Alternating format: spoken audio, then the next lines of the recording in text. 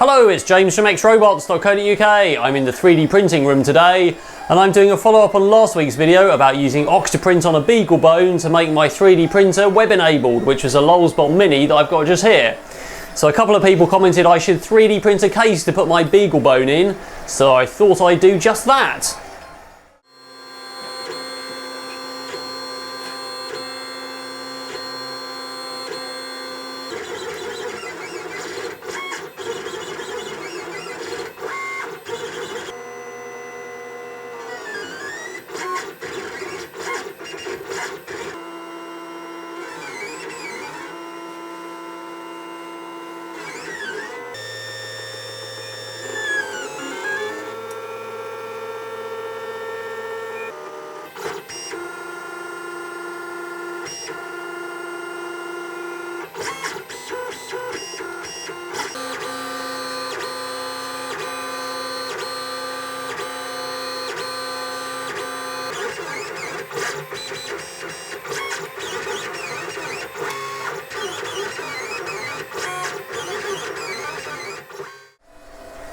I thought I should relocate the printer into the 3D printing room, and you can see I've got the Beagelbone living happily in its case there, which is attached to the network. In fact, it's attached to a Wi-Fi bridge, which is this little Netgear thing here, because I don't have any wired sockets in this room, but it's sitting happily there on the network. And the printer's powered on and ready to accept prints through OctoPrint.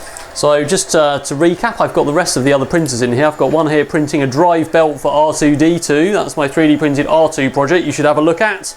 That's printing in NinjaFlex. Over here I've got the TAS 4 with the all-metal hot end upgrade, which is printing some parts of my Alien project. And I've got the Lulzbot AO101, which is now on a piece of wood on the spare bed, which was printing parts for R2 earlier, but has actually finished its job now.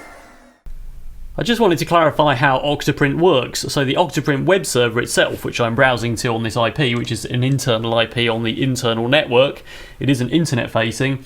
The OctoPrint server is running on the actual Beagelbone itself, so the web browser is just for monitoring.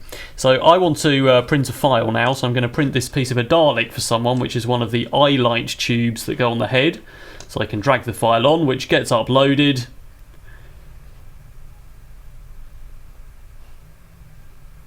And then I can click on the little print icon.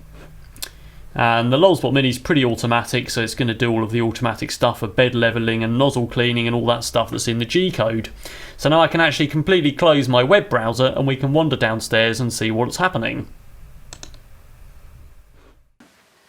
Alright, so let's go back down to the 3D printing room.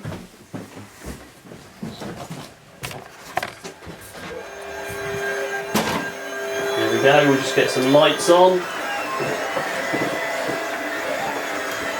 Right, so it's doing its auto cleaning and everything.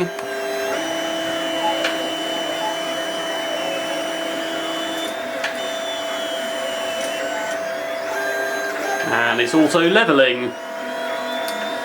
So obviously, as I said, the actual Beagelbone is now controlling the printer. And it's got the G-code and it's basically delivering the G-code to the printer so it can do all of the things that it needs to do. So there it goes, doing its measuring the corners and everything. But in the meantime, if we want to reconnect a web browser, we can do so. So I've got a tablet just here. Let's just open up a browser. We'll open up OctoPrint. Hopefully you can see that if the light's not shining on it. So there's the OctoPrint web browser, and these are all of the graphs and things that are going on of temperature. So we can see it's now set its target temperature to heat up, and the nozzle's heating up there to 240 to print ABS. In fact, I'm printing this in some transparent ABS, which is on that spool there.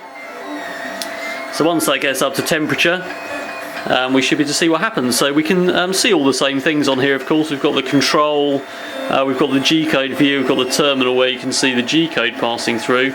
And this works on a smartphone or a tablet or really any web-enabled device. So the printer's started now, and obviously on the tablet there we can see what the progress is. It's only just started. I can cancel this if I want to from the web interface here on pretty much any device. And it says it's printed 9K of 2.4 meg. So we'll leave that for a bit and let it print the thing out. It's hopefully going to make another one of these. So we'll leave that printing and come back shortly. I've made a couple of configuration changes since last time to automatically start OctoPrint as a service on boot. And this means I don't have to SSH in with PuTTY to start OctoPrint, and I don't need to keep that PuTTY session open for it to run. So I've put a couple of links in the description to this video that tell you what to do. Basically, you need to create a service file called octoprint.service in this folder libsystemd system with the contents here which basically tell it what to run, which is the run script in the OctoPrint folder, and also to run that as a specific user, which is Octo, which is the user we set up last time. It mentions here you have to basically enable the service, and that should start on startup, but I found it didn't actually do so. And I found another link here which I've also put in the description that tells you the extra step, which is you have to make a symbolic link, which is a bit like a shortcut to that service file you've created. They're using a different example here, but you'll need to substitute this for the OctoPrint service, and you make a link in etc systemd system multi-user.target.once with, again, OctoPrint service in there, and that's basically the startup folder, so it will run that startup service on startup.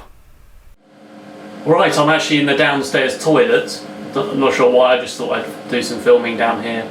And so I'm just wondering how that print's going. So I've got my smartphone, so if I just turn the screen on there, it's a Samsung. Right. So I'm just going to go to a web browser again, just find my OctoPrint shortcut. So hopefully you can see that loading, and it's all the same web interface. So we've got the progress bar there, let's just zoom in so it's nice and big. So I can monitor my prints from wherever I am. Wherever I am on the web, well, actually within the house. Now you could make this internet facing, but it's a bit dodgy because it means without the necessary security someone could come on and control your printer, which is not a very good idea. There are some security features you can put in OctoPrint. Have a look at the last video. So the first time you run it you can set up user access control, but it's probably best to put that behind some other authentication as well. So that print is well underway there, as per the progress bar, and my other Lulzbot Tazes are still happily printing away. That print is well underway, and I can still monitor it on all my devices wherever I go, which is really, really useful. So we'll let that finish, and it should be obviously identical to the other one, which is great. So I hope you've enjoyed that brief demo of going around the house and looking at OctoPrint on web-enabled devices. It's possible I'll get all my printers on OctoPrint, but I will need probably a Beagelbone or some other little computer for each one. So for now I'm probably not going to. I'm quite happy printing off SD card, but this one is particularly good because it's automatic, and having web-enabled just kind of polishes it off. Alright, that's all for now.